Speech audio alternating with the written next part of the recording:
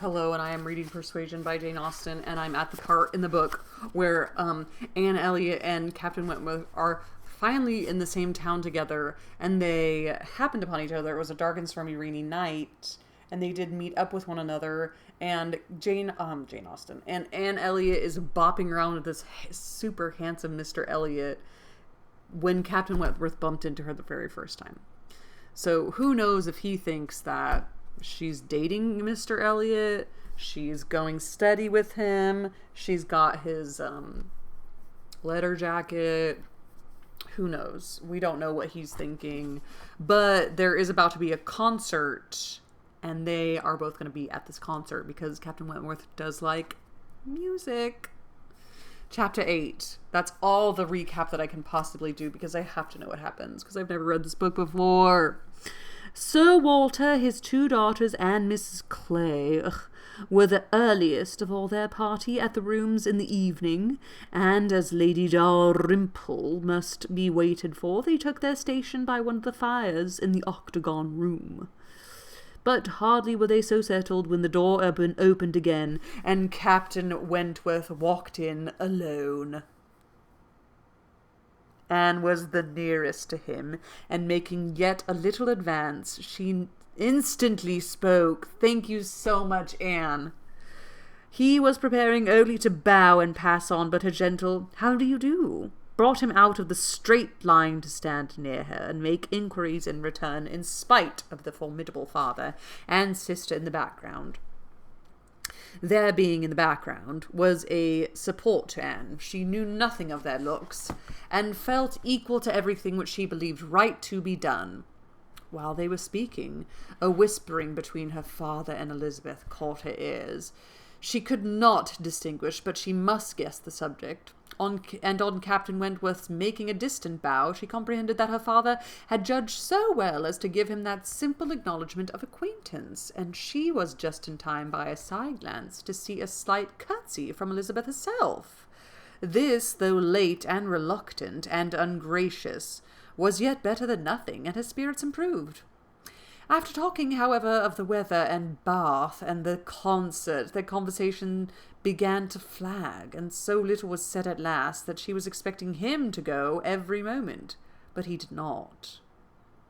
He seemed in no hurry to leave her, and presently, with renewed spirits, with a little smile, a little glow, he said, "I have hardly seen you since your day at Lyme. I am afraid you must have suffered from the shock, and the more from its not overpowering you at the time."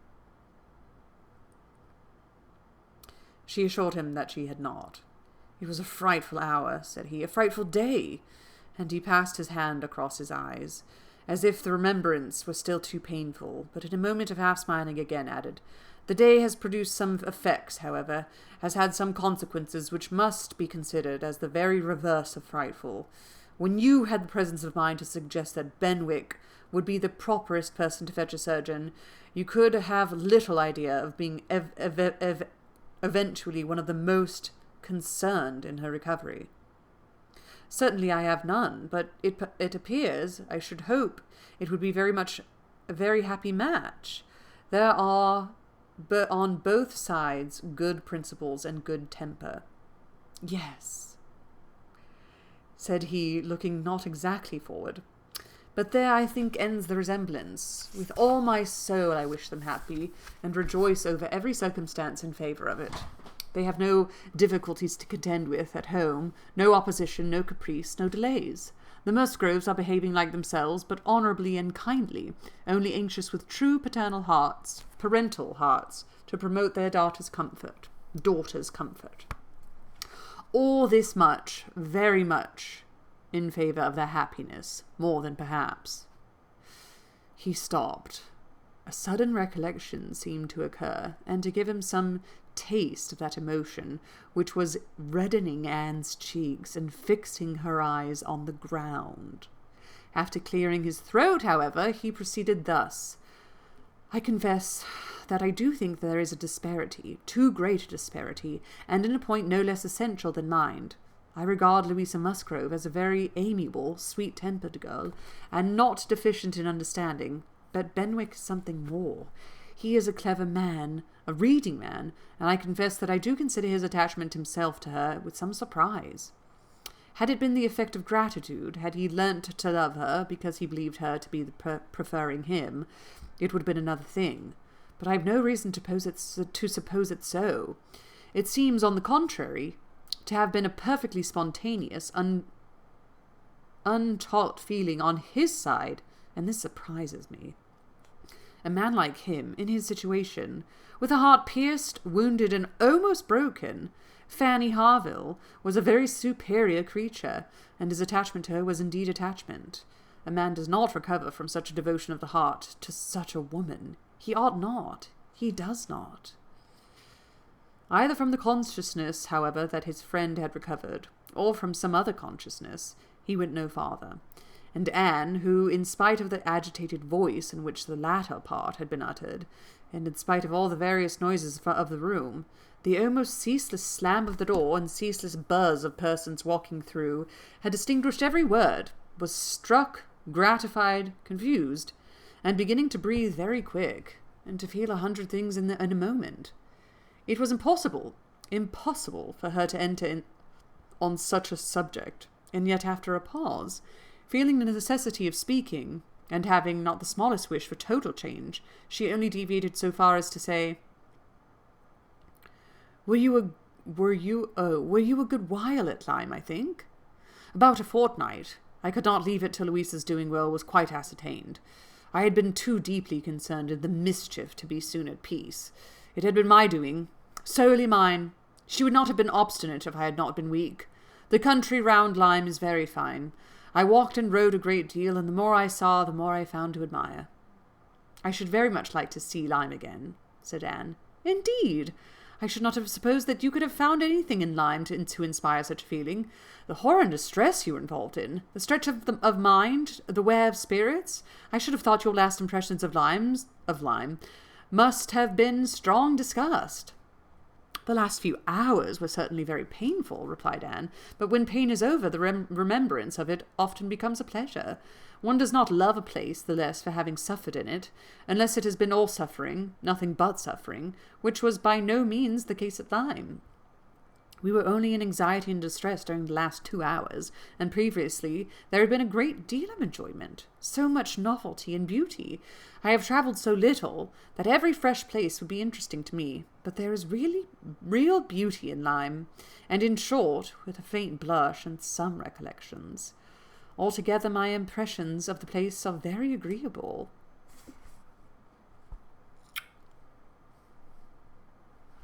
As she ceased, the entrance door opened again, and the very party appeared for whom they were waiting. Lady Dalrymple, was the rejoicing sound, and with all the eagerness compatible with anxious elegance, Sir Walter and his 2 ladies stepped forward to meet her. Lady Dalrymple, I really hope I'm saying that right. Sorry, I just need to, find Lady Dalrymple.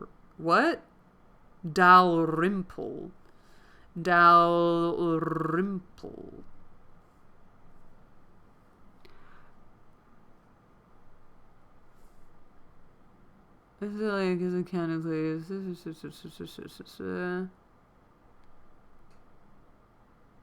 Well, I'll have to figure it out later. Which is fine. For now, I'm going to say Lady Dalrymple. And Miss Carteret, escorted by Mr. Elliot and Colonel Wallis, who had happened to arrive nearly at the same instant, advanced into the room. The others joined them, and it was a group in which Anne found herself also necessarily included. She was divided from Captain Wentworth. Their interesting, almost too interesting conversation must be broken up for a time, but slight was the penance compared with the happiness which brought it on. She had learned, in the last 10 minutes, more of his feelings toward Louisa, more of all his feelings, than she dared to think of, and she gave herself up to the demands of the party, to the needful difficulties of the moment, with exquisite, though agitated sensations. She was in good humour with all. She had received ideas which disposed her to be courteous and kind to all, and to pity everyone, as being less happy than herself. The delightful emotions were a little subdued when, on stepping back from the group to be joined again by Captain Wentworth, she saw that he was gone. She was just in time to see him turn into the concert room. He was gone. He had disappeared. She felt a moment's regret. But they should meet again. He would look for her. He would find her out long before the evening were over, and at present perhaps it was as well to be asunder. She was in need of a little interval for recollection. Upon Lady Russell's appearance soon afterwards, the whole party was collected, and all that remained was to marshal themselves and proceed into the concert-room, and be of all the consequence in their power, draw as many eyes, excite as many whispers, and disturb as many people as they could. Very, very happy were both Elizabeth and Anne Elliot as they walked in. Elizabeth arm in arm with Miss Carteret, and looking on the broad back of the Dowager Viscountess Dalrymple before her, had nothing to wish for which did not seem within her reach. And Anne, but it would be an insult to the nature of Anne's felicity to draw any comparison between it and her sister's, the origin of one all selfish vanity, and the other all generous attachment. Anne saw nothing, thought nothing of the brilliancy of the room. Her happiness was from within.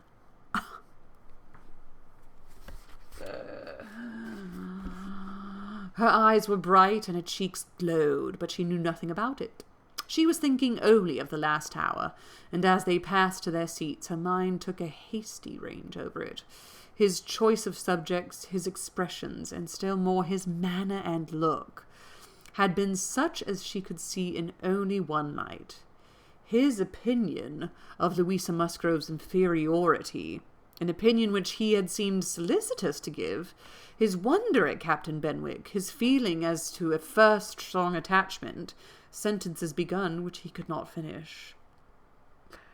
His half-averted eyes, and more than half expressive glance, all declared that he had a heart returning to her at least, that anger, resentment, avoidance were no more, and that they were succeeded not merely by friendship and regard, but by the tenderness of the past. Yes, some share of tenderness of the past. She could not contemplate the change as implying less. He must love her. He must. These were thoughts, with their attendant visions, which occupied and flurried her too much to leave her any power of observation, and she passed along the room without having a glimpse of him, without even trying to discern him. When their places were determined on, and they were all properly arranged, she looked round to see if he should happen to be in the same part of the room, but he was not. Her eye could not reach him, and the concert being just opening, she must consent for a time to be happy in a humbler way. The party was divided and disposed of on two contiguous benches. Anne was among those on the foremost, and Mr. Elliot had manoeuvred so well with the assistance of his friend Colonel Wallis as to have a seat by her. Miss Elliot, surrounded by her cousins, and the principal object of Colonel Wallis's gallantry, was quite contented. Anne's mind was in a most favourable state for the entertainment of the evening. It was just occupation enough. She had feelings for the tender, spirits of the gay, attention for the scientific, and the patience for the wearisome, and had never liked a concert better, at least during the first act. Towards the close of it, in the interval succeeding an Italian song, she explained the words of the song to Mr. Elliot. They had a concert bill between them. "This," said she, "is nearly the sense, or rather the meaning of the words, for certainly the sense of an Italian love song must be not talked of, but it is as nearly the meaning as I can give, for I do not pretend to understand the language. I am very poor Italian scholar." Yes, I see you are. I see you know nothing of the matter. You have only knowledge enough of the language to translate at sight these inverted, transposed, curtailed Italian lines into clear, comprehensible, elegant English. You need not say anything more of your ignorance. Here is complete proof. I will not oppose such kind politeness, but I should be sorry to be examined by a real proficient. I have not had the pleasure of visiting in Camden Place so long, replied he, without knowing something of Miss Anne Elliot, and I do regard her as one who is too modest for the world in general to be aware of half her accomplishments, and too highly accomplished for modesty to be natural in any other woman. For shame, for shame! This is too much of flattery. I forget that what we all have what we are to have next, turning to the bill. Perhaps, said Mr. Elliot, speaking low, I have had a longer acquaintance with your character than you are aware of. Indeed? How so? You can have been acquainted with it only since I came to Bath, accepting as you might hear me previously spoken of in my own family. I knew you by report long before you came to Bath. I had heard you described by those who knew you intimately. I have been acquainted with you by character many years. Your person, your disposition, accomplishments, manner, they were all described. They were all present to me. Yeah, he's not staying for Elizabeth. He's staying for her, girl. He's staying for her. Mr. Elliot was not disappointed in the interest he hoped to raise. No one can withstand the charm of such mystery. To have been described long ago to a recent acquaintance by nameless people is irresistible.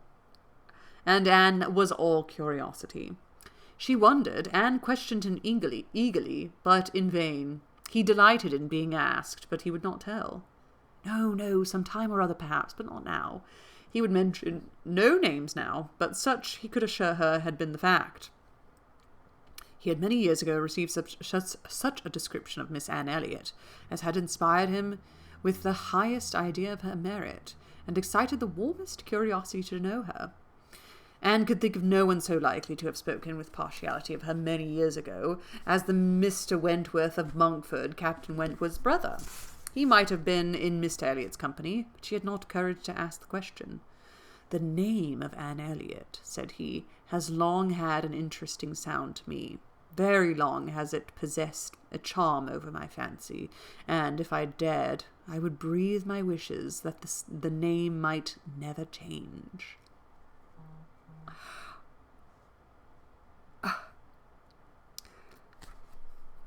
I think I just drooled a little bit. Such, she believed, were his words, but scarcely had she received their sound. Then her attention was caught by other sounds immediately behind her, which rendered everything else trivial. Her father and Lady Dalrymple were speaking. A well-looking man, said Sir Walter, a very well-looking man. A very fine young man indeed, said Lady Dalrymple, more air than one often sees in Bath. Irish, I dare say. No, I just know his name. A bowing acquaintance, Wentworth, Captain Wentworth of the Navy.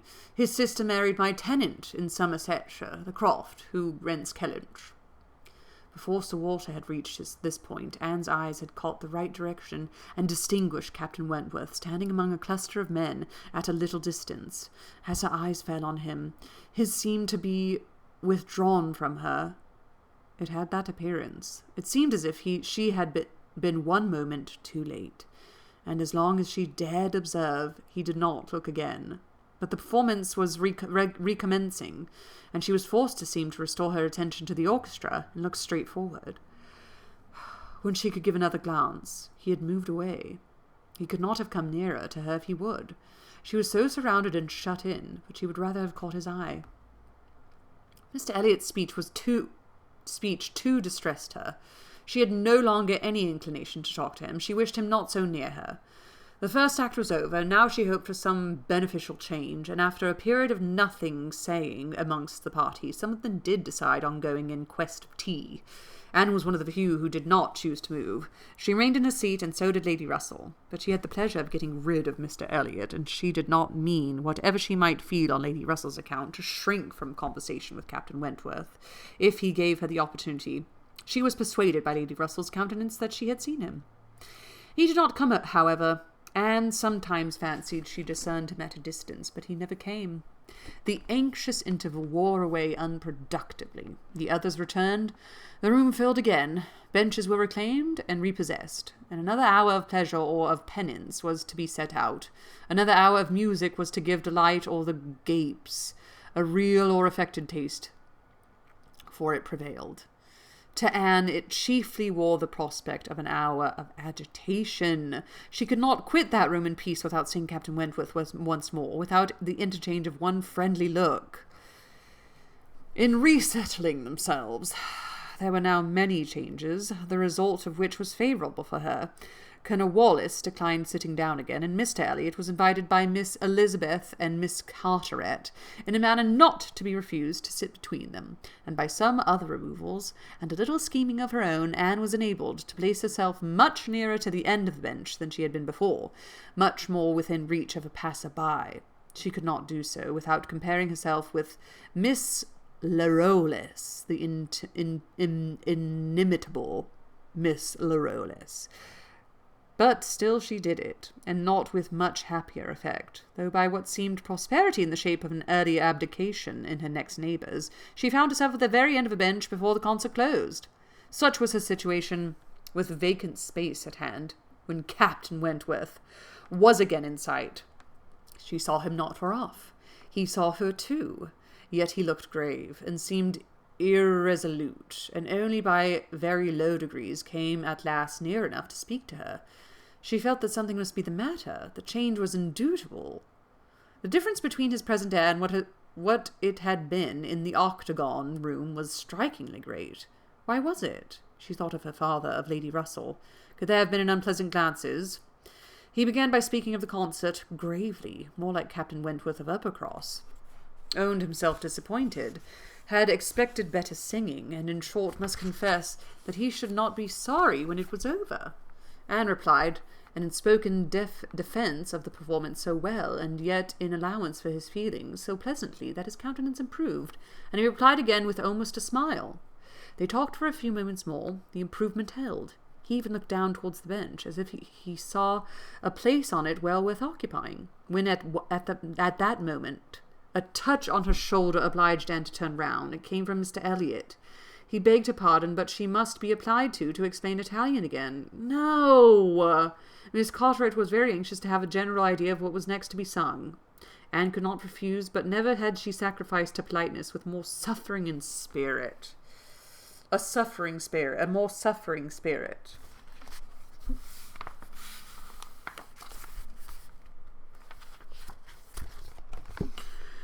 A few minutes, though as few as possible, were inevitably consumed, and when her own mistress again, when able to turn and look, as she had done before, she found herself accosted by Captain Wentworth, in a reserved yet hurried sort of farewell.